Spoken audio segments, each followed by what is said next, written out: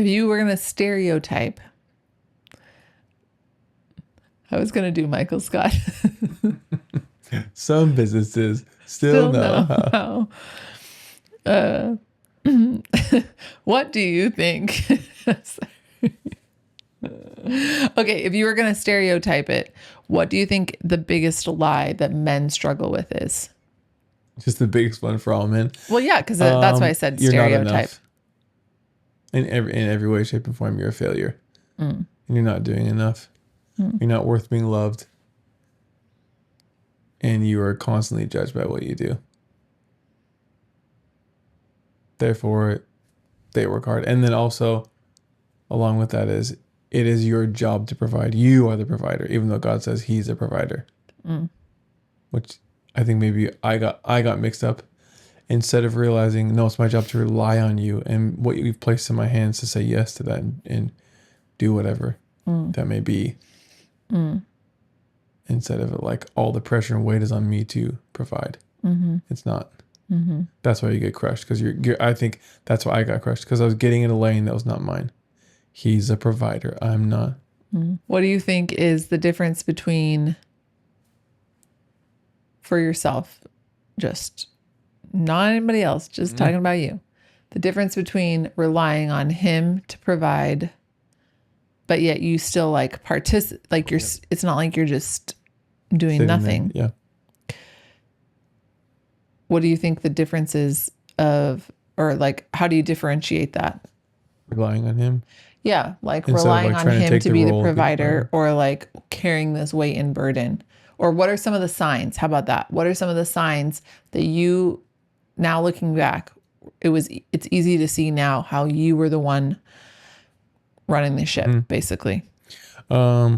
I think some of the signs for me, it was, I had all my plans. It's going to go my way. The pressure was on me to perform. And if it didn't work out that way, then it's all my fault. Because it was on me to come up with the good ideas. It was on me to do all the things to take care of my family. Like all of the pressure of all the responsibility was on my shoulders. Instead of realizing that all of that's not true at all. All the responsibility for him to provide is on his shoulders. And he wants to invite me into relationship and to partnership with him. AKA spending, like, as I got to know him, as I continue to get to know him more, the more I'm beginning to listen and believe him. Just believe what he says. Believe who he is, who he says he is. Just take him at his word, no matter what. Like, it's a no duh, but doing that. And then as that's happening, we're having a relationship with him, spending time, choosing by faith to do it. Sometimes it's easy, sometimes it's not, kind of irrelevant. Like, this is the person that I want to be, so I'm going to make the choices that line up with what my heart's desire are, which is him. I want to know him. So when I move everything out of the way that's not in alignment with that. And it's amazing how, as that happened, I was able to hear his voice more clearly. And then all of a sudden opportunities arise. And then it'd be like, hey, take this phone call. Say yes to this person. And then he's the one, and then I didn't do, then I'm not doing anything to make it work, to open doors. He's opening doors. He's guiding my steps. I get the privilege of just saying, okay, I think you're saying yes to this, and just walking in that direction, and then moving in that direction, whatever it may be. And that just continually unfolds. And so sometimes it's like, well, I'm not hearing what you're saying, but I know the last thing you said was this. And there seems to be like, no, there seems to be not a no and a yes. So we're going to keep going that way. And what does my heart want? Because I know my heart's desire is him. And you put these things inside of me. So recognizing I'm just going to keep going with this. Like, for instance, I love music. I played lots of music. So now I'm picking up the bass because I want to enjoy this itch I've wanted to scratch for so long of playing the bass. So I don't have a no. I have peace. So I'm going to keep moving in that direction and just make some basic decisions. This much time, given the fact that we have 5 kids and we have life we're living like so many other people, I'm going to move in this direction. Yeah. And just continuing to choose him. Like that, at least for me, it was like, yeah, that's the best way to think about it. Who's the person I want to be? Well, I want to be a person that's known to just be in love with Jesus and to know who God is, who his character is, and let that radically transform my life.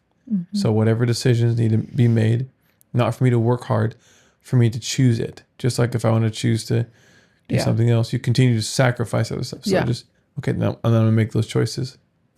And I think I think that's what he wants for all of us, is like, just follow me, not follow the things that sound good, not follow the things that seem good. Like I heard the story from someone. I was listening to something, and the guy, God just, I don't know if it was a dream or a vision or something. The idea was that he had this encounter or dream, and God was like, hey, are you ready to start the first step of your ministry or whatever? And the guy's like, but I've been doing this for 16 years and did all this amazing stuff. And essentially the idea was like, I didn't ask you to do any of that. Are you ready to start now? Wow. And I think pretty much anyone can relate to that. Most people can relate to that. Yeah. And instead of being, for me, what would have been, hearing that a while ago would be like terrifying. Because then, well, what am like, if the onus is on, then it's all on me again. Because I got to make sure I'm not doing the right thing. I'm making the wrong decisions. All the weight on my shoulders to make sure I hear God, make sure instead of resting in the fact that he's done it and trusting, I'm going to come to you and be with you. And I trust that you're going to open doors as necessary and not get my panties in a wad that, oh no, maybe I messed up. Because then it's putting all my faith in my ability instead of putting all my faith in his ability and who he is, and trusting in him to lead me throughout the process, and not sweating it if I think I mess up, or regardless about any of those decisions. Yeah. Who is he? Believing him and just running in that direction. Yeah. But even when you were just talking, I'm thinking like, okay, it's a way better deal, like to be the one that's not in charge. Yeah. Like to 100%. be the one that doesn't have the pressure or the weight on. But I feel like that it's just is so opposite really, of culture, really, though. really hard. Yeah. Especially in America, especially in like, not, what's the opposite of third world countries, first world, whatever, whatever, like the places like America or Europe or whatever, where it's like, you have everything that's so anti-culture. It's anti everything we've all grown up in. Yeah. That's why I think why it's so hard. Yeah. Because we want to have what we believe. We believe we have the sense of control. Like, oh, I have a security system for my house, therefore I'm safe. Not even close. Yeah. Or whatever. Like, it's all this perceived reality that's not true. Yeah. And it feels better to do that instead of just trusting in him. I think maybe it also is like, is it, I guess I just wonder if you're feeling all this weight and pressure, and it's like, I have to do this I have to make this happen for myself, or like as the man of the home, like the leader of the home, I have to carry all this weight and responsibility. Is it because it's like, well, then that makes you a real man, kind of? Or if you don't feel that weight and responsibility, then you're like, you're not pulling your weight, so to speak, or like filling this role. Like, I guess what I'm wondering is like, is that because we think the role means something that it was never meant to it's be? Your identity. Yeah. Yeah, because it's all tied to your identity. So like, if I don't pull my weight, then I'm not doing a good job, which means I'm not a good person, which means this is who I am is what I do. Instead of who you said I am is who I am. Yeah. What I do is completely separate from that. Because otherwise Jesus would have been freaked out because he was a carpenter, and like he would have had an identity crisis, or could have, if he lived like that, but it had nothing to do with that. He lived to do the will of the Father. Yeah. And so I think, it's a lot of that. For me, it was that who I am is entirely wrapped up really subtly.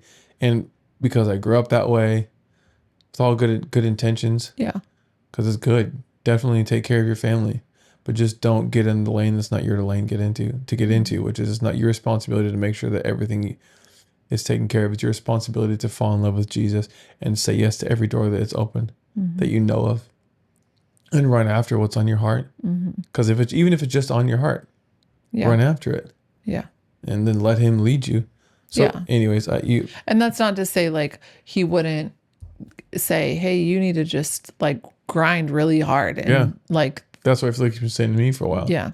Like basically when you're ready, Dominic, I'm ready. Anytime you're ready. Like really kind but tough love.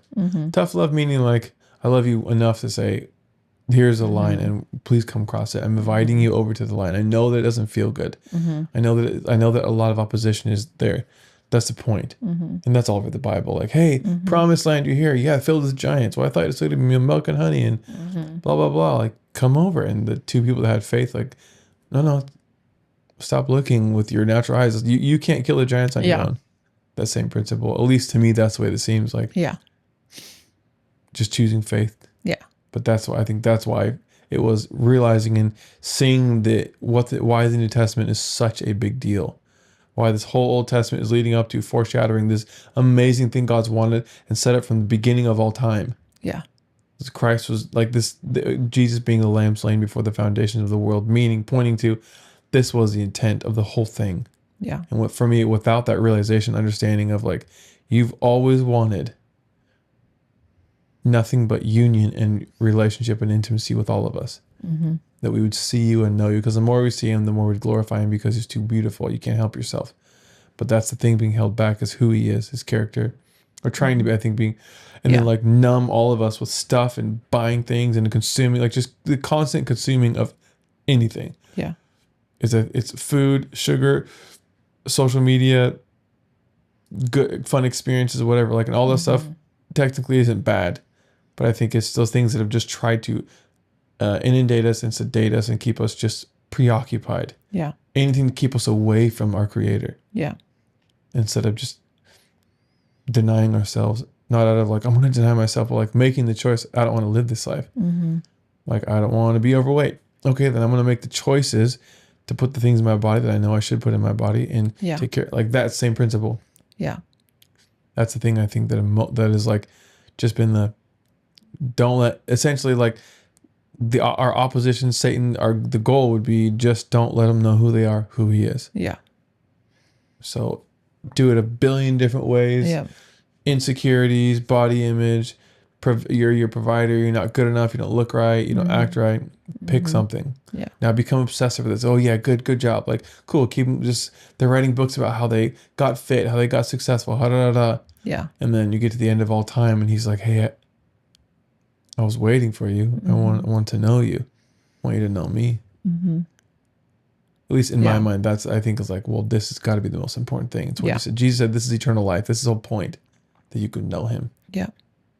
And transformation and being transformed on the earth now, in my opinion, is arguably like the thing, because to be transformed is to know him, which is love. He is love. Yeah. He's not a bunch of he is love.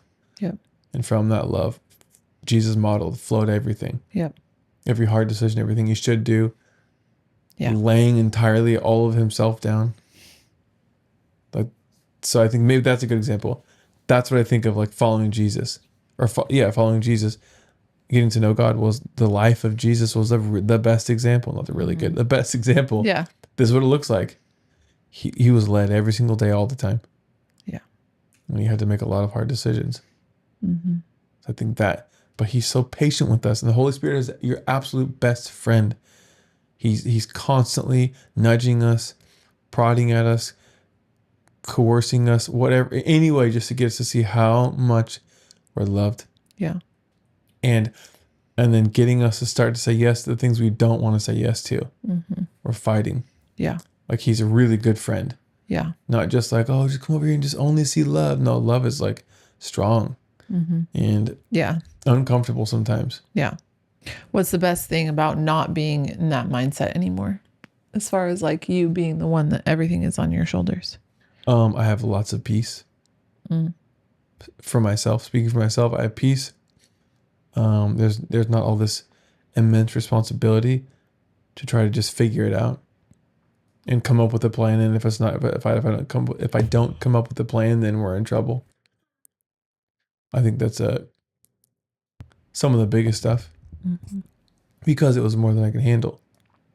Yeah. I mean, I don't think there's anything wrong with like having a drive to just go get it and Yeah. No. grind and do it. But it's like the difference of being inspired versus being enslaved.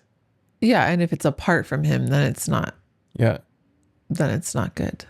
Yeah. I also think we forget about like how often it talks about in the Bible, like not to be an idolater, right? Yes. Like, but then I think we think it's just like, oh, well, don't worship like golden calves. Right. But I think that Anything else that has it's our literally affection. anything. Yeah. Yeah. Which is easy. You just look at what do you spend your most of your time on? What do you Or give your most thoughts. of your attention to? Your Yeah. thoughts. Yeah. Yeah. It might be a clear indicator of what's going on. Yeah. Let him just convict you and then follow his leadings, Yeah. no matter how uncomfortable or frustrating or whatever it may be. Mm-hmm. Because I think it's safe to say in America, at least all of my experience with myself and other people that I know, we are all about to be as comfortable as possible. Yeah. That's what I was going to say. We just live in the world of comfort. Yeah. And that ain't anywhere, not anywhere in the Gospels, in the thing we say we believe. Just like, all right, just plug in and enjoy life. See you in heaven. Like, not even close. Mm-mm. I mean, yeah. And it's clearly wasn't just for the disciples in that time. Like, No. yeah. No. Yeah. And there totally are things that were for the disciples and them. Yeah. But there's a lot of clear things that are throughout the whole New Testament that he's invited us into. But I also think it doesn't have like, I think that we went through, maybe I'll just speak for myself. I think that I went through a time where I really focused on like how hard certain things that we were going through were. And it doesn't need to be that side of the coin either, where it's like, I think that I made it harder by focusing on how hard it was, by like the feelings of being like, oh, I'm really suffering for God right now. It's like, no, there's still joy. There's still peace. There's still his presence. There's still hope. Like if you, just starting to going down that path of like, well, I'm really suffering. It's like, no, there's still so much like delight we get to have and freedom we get to have. And so, yeah. And I think it was in that because for me, speaking for myself, is because I was so absorbed with me. Yeah. That's why it was hard because I was still hanging on to things for myself. Yeah. Self just needed to die. Mm-hmm. But I never had that model. I even knew that was a thing. Yeah.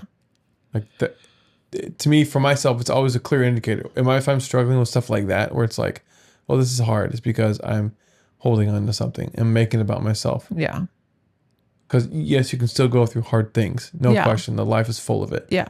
But otherwise, like, and also is because, well, the point I was getting to is I didn't know the truth. The truth is the only thing that sets you free. Well, how do you build your faith or whatever is by knowing the word of God, by hearing the word of God again. Yeah. And I didn't know, like Philippians, like, hey, no matter what you're going through, don't be anxious about anything, but in everything by prayer and supplication. Yeah. Like with the idea of like Thanksgiving is a gateway. Just don't ever stop living in Thanksgiving. Yeah. Thank you. We have, doesn't matter what it is.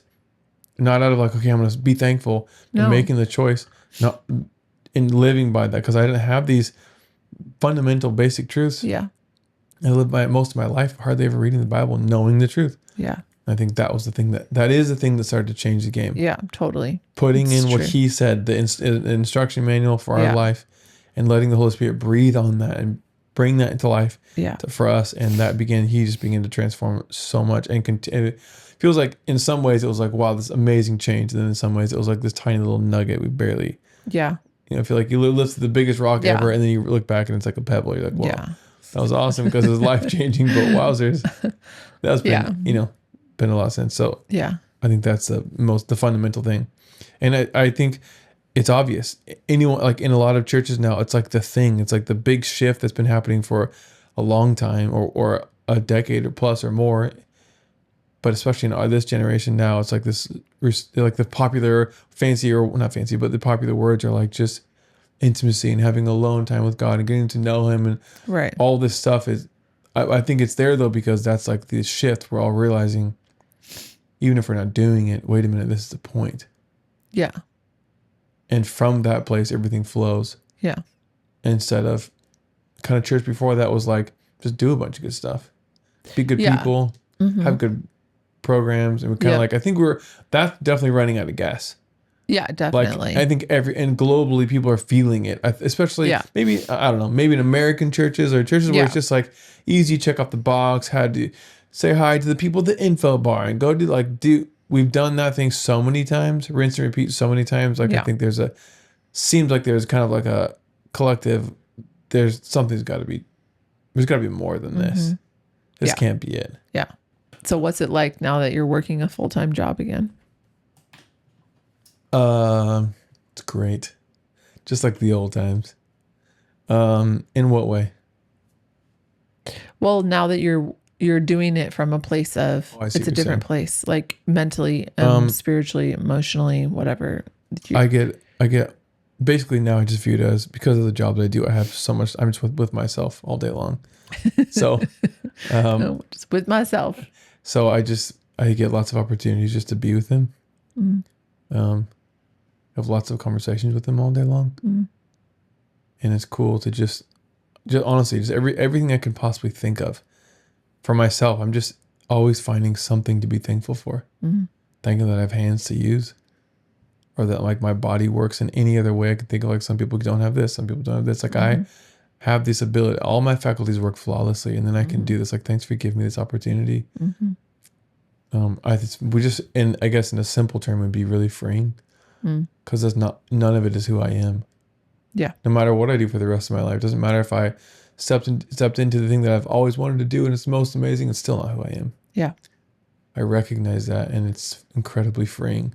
Yeah. You're not saying it's not who you are because it's not what you were made to do. Yeah. Even if I'm doing what I was quote unquote made to do for the rest of my life from this day forward, it's not my identity. Yeah. That's what I've been called to. It's I think, at least in my mind, it makes me think about Ephesians, where he says you were created in Christ Jesus for good works, which God prepared beforehand that you should walk in them. But it doesn't say that's your identity and this is who you are. Yep. Your children, you've been adopted in. It was as good. It pleased his heart so much to make us his. Yep. And have huge relationship and intimacy with him. So that's it. And from that place, it's really cool to just say yes to whatever he puts in our hands. So what's in my hand, this job and doing YouTube, and just saying yes, because I know it brings great pleasure to his heart for me to see him as I'm able to, the best I understand rightly. And from that place, all I wanted to do is say yes. Wow. Not like I got to do something for you, like this beautiful relationship and communion together, doing it hand in hand. And I think also it's been really cool just to learn the best I know how to constantly be mindful of him and not leave the Holy Spirit out of anything I'm doing. Just reminding myself, hey, what do you want to say to this person? Why am I here right now? Is there something that you want me to know? Not so that I can say it, just so that I can know it. Praying for people and doesn't, whatever it may be. I think that's been something I've been, like, especially if I catch I'm in a situation where I feel something, where I start to get frustrated, like recognizing, oh, that's not. Well, now I can catch you. Go, that's not even who I am. So what's going on, Lord?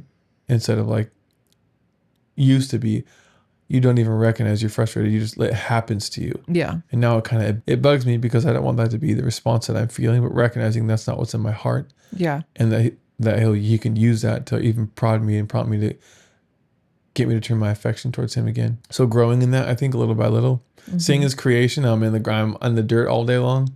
I see so many amazing and interesting things, different critters and all that kind of stuff. Yeah. Sometimes I'll take a minute and just look, and it's mind blowing. Just go look at a patch of dirt and earth somewhere. The unbelievable amount of intelligent design is ridiculous. Plants, weeds, these things are sustained by him. We just exist, and they're just constantly his provision for all these plants, animals, insects. It's nuts. It's crazy. Wow. I think some people, this might be valuable to some people. So we have 5 children. We, in a nutshell, if you go look down the very first video, I think on our YouTube channel, my YouTube channel, there's a song we did. Let me give you a quick, just watch it. Basically. Yeah, just watch it. Yeah, just watch it. Don't need to say anything. I'm pretty sure we said everything in there. So given that was our story, where we came from, we weren't able to have kids. And so we're told, and now we have 5 children, 5 just amazing and fiery and saucy and precious and beautiful children. Yep. What has that been like for you? And is there anything you would say for, well, it's, what has that been for you? How has it been for you so far being a mom from 0 to 5? Well, it didn't happen overnight. Yeah. So that's But in 6 short great. years though. In 6 short years. I need more of a specific question, Okay. not just what has it been like. What are some things that you think for someone who maybe is struggling being a mom, feeling overwhelmed? You have 5 reasons to be overwhelmed. Yeah. And you have choices all day. You get faced Yeah. with decisions. Any mom does. Yeah. Having one, having Yeah. 5 doesn't make it any easier or Yeah. harder. No. I think one arguably is the hardest. But regardless, what has that been like? And Yeah. I mean, I do get overwhelmed. what do you do in those I situations? think I currently, especially because I'm still in a very like more fresh postpartum time. Yeah. Sometimes I catch myself before it is obvious to our older kids. Sometimes I don't. Like just the other day, I didn't, and our 6-year-old was like, "Mom, you're kind of sounding rude to us," and I was like, "Yeah, I am." And we had a conversation about it, but and I apologized, and I think that I mean, it used to be really hard for me to control pressure building, like starting to get frustrated. Like that's something I really used to struggle with. So it's like completely different now. I don't feel like I'm like this teapot that's going to just start like spewing water everywhere, boiling water everywhere. But I think when those things, well, first of all, I mean, the only way that I'm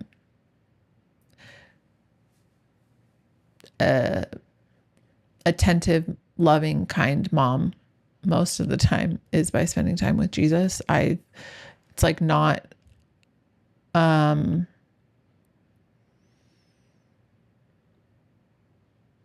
I don't even want to think about where I would be if we had gotten pregnant right away, or like what kind of a mom I would be. So I think that the biggest thing is just like reminding myself of why I'm doing this. Like, it's not because I just want to,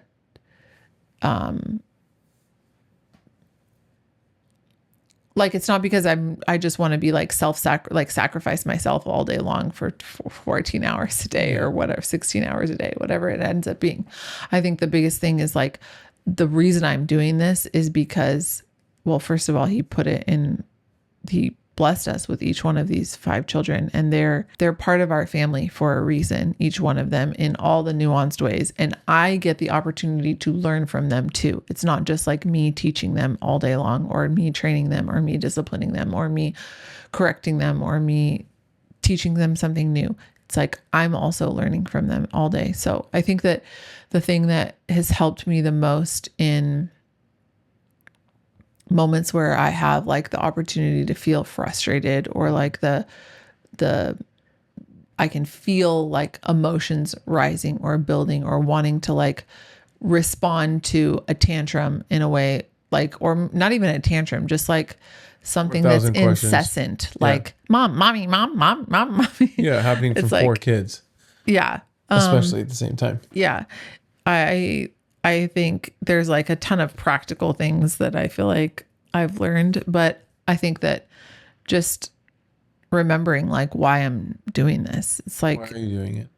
Well, because he gave us these 5 children to take care of, but it's also like, it's like I get the opportunity to become love, to show them who he is through my behavior and my actions and my attitude. So, like we're memorizing 1 Corinthians 13 right now, where it talks about what love is. And I was like, oh, this is going to be good for the kids to memorize. Like, no, this is good for me to memorize, and not just to memorize, but to like continue to become, because there are certain things that I'm like, oh, that's something that I don't struggle with. But then there are things that I'm like, oh, I'm still being refined in this, and like becoming more spiritually mature, just to answer with kindness, just to speak with like a smile on my face instead of looking really upset or whatever. But I have a lot of growth to do. Okay, still. so if there's someone who's watching that, either like maybe they're having their first child, what would be like one of your, give 2 pieces of advice you think are worth, not just like here's some things to know, like what are 2 things that have radically impacted your life being a mom? I think that, I mean, the most obvious thing, which probably some people will be like, oh, that's so cliche. Because there was a time where or not cliche, but just like, but like, give me something that will like save me in this moment, in this day when I have like nothing, feel like I have nothing left to give. But the biggest thing is just getting to know Jesus, spending time with him, letting him soften all of the rough edges that I have, or there's nothing that will show you more quickly how selfish you are than becoming a parent. Yeah. Because even when you're giving and you're giving and you're giving and you're giving, it's like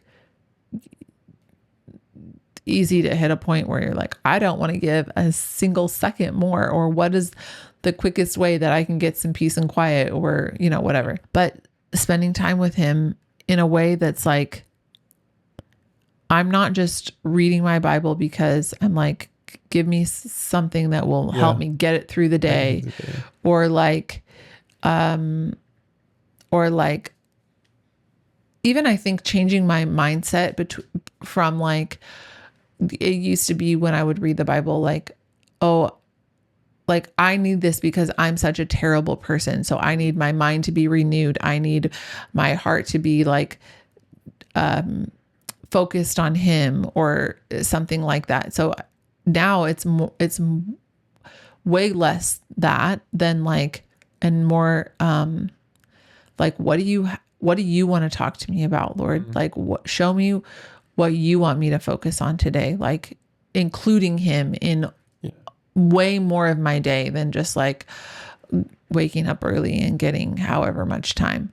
But, and I think that, so it's like talking with him throughout the day. It's putting worship music on. It's making me, it's like, if I am aware of him in the day, it's going to be a different day because my heart and my mind are focused on him. Yeah. When I'm, and it's not just like checking off a box to spend time with him or be with him. So how has that affected then all of your decisions as being a mom?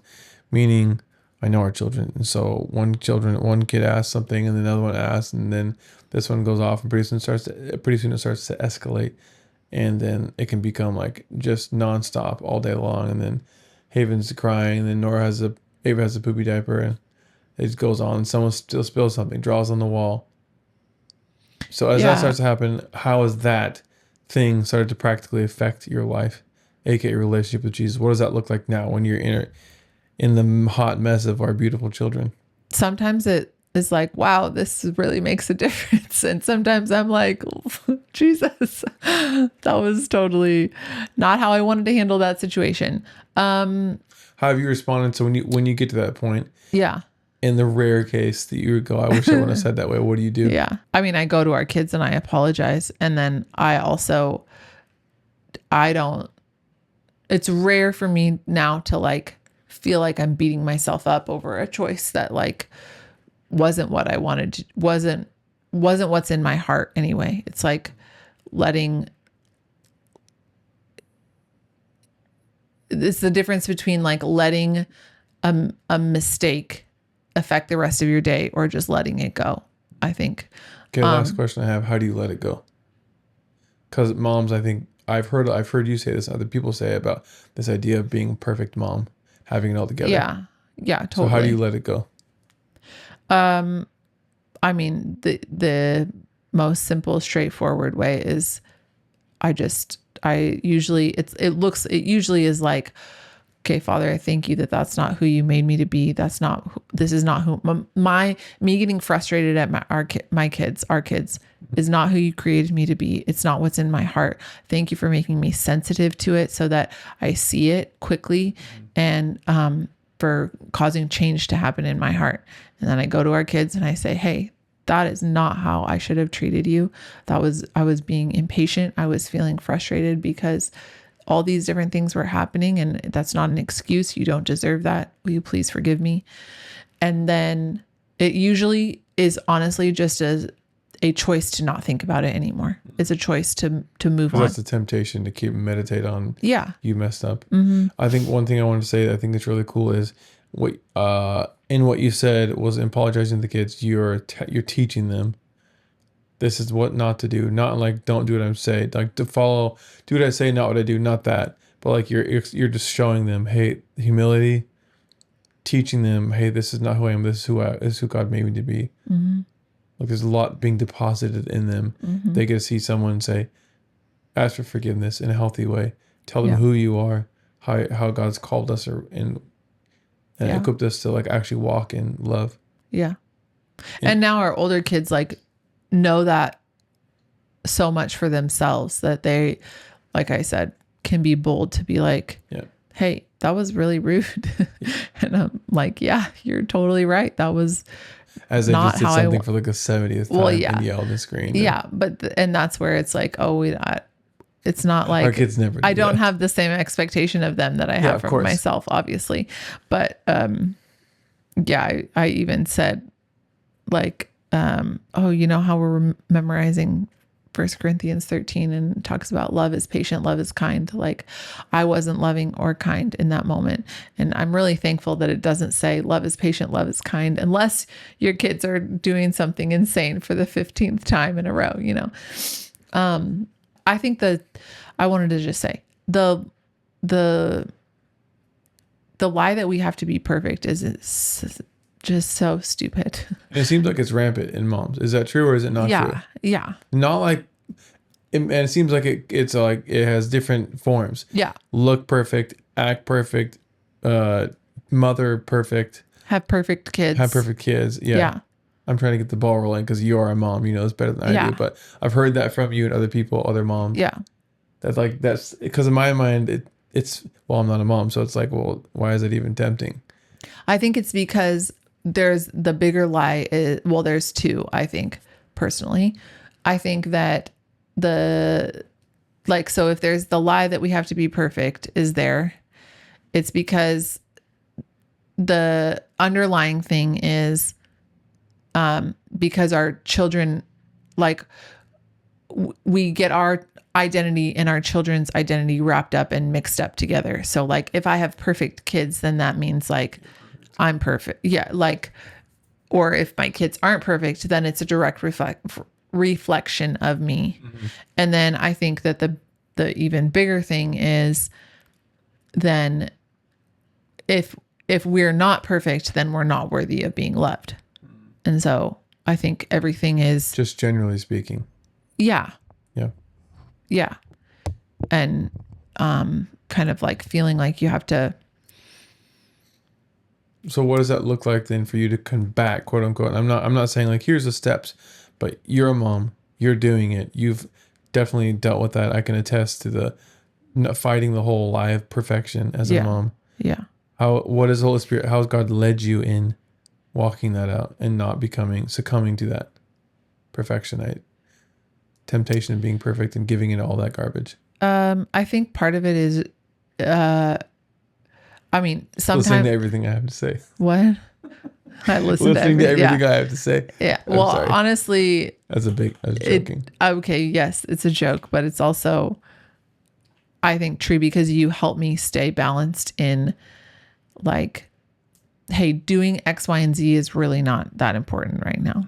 I think that the biggest thing that has changed over the course of the last couple of years, especially, is letting like the Holy Spirit work in my heart to completely uproot this lie of comparison and this way of seeing the world through like comparing myself to other people, or even comparing myself to how I used to do things. Because I think that's something that's been, just really, there's nothing good that comes from like comparing. So, just feeling more and more and more and more free from this pattern of thinking, like, has definitely, I think, allowed me to be just a better mom, like having more fun with our kids, being able to just relax and not feel like I have to do everything perfectly. Like, be present. To be present, I love a to-do list. And now our 6-year-old does too, because she sees me doing them all the time. They're like, what are we doing today? Okay, we're going to make our list. How do you spell that word? Yeah. While you're trying to do the one thing on your list. Yeah. But I think, because I think so much of being a mom is like in our heads, like a mental thing. There's obviously the things that we have to physically do. But there's can be so much pressure and weight put on moms that we just carry around in our heads all the time. And I think that not comparing, and then knowing like, okay, knowing how to just put it aside for a minute, even if that means things are piling up as you put it aside, like being able to be present and just, enjoy our kids has helped me a lot. I mean, because whether we recognize it in the moment, the impact it's having on our kids, to be present with them, to play with them, to laugh at what they think is funny, to just love them in every way, that pays dividends more than we can fathom. I think we will learn this in the future. Okay, last thing, then we're gonna cut this thing off. If I was a struggling mom, you're talking to a mom who's really struggling, regardless of how many kids she has. What would you say to her? I would say, you can do it. Keep going. I would say,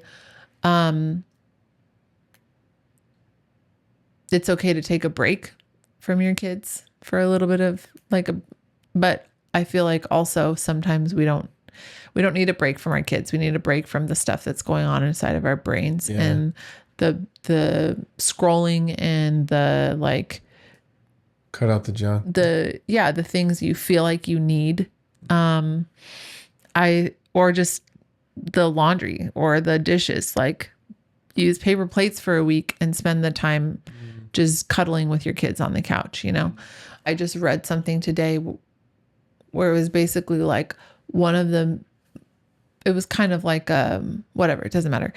I read something today that it was essentially this is the way that the enemy has tried to go after moms, and he wants to, because of course he doesn't want peace and joy and contentment in the home. He doesn't want a fully functioning family. And so he's going after moms in ways of segregating them into groups of these are the, you have your group that does this, you have your group that does this, you have your group that there's, cry it out, no cry it out, baby led weaning, only purees. There's all these different perspectives. Especially in the younger years. Yeah, especially in the younger years, but there's all these different perspectives. And it's if he can just continue to isolate and isolate until either everyone is so judgmental or everyone is so afraid of being judged that nobody wants to talk to anybody. Nobody wants to have community. Nobody wants to be with other people. And I think that, if I was talking to a young mom who was really struggling, I would say, find 3 things that you don't have to do for a little bit of time that aren't that important, and just get down on the floor and connect with your kids and go take a nap and ask for help. And which I have never been really great at, but I think that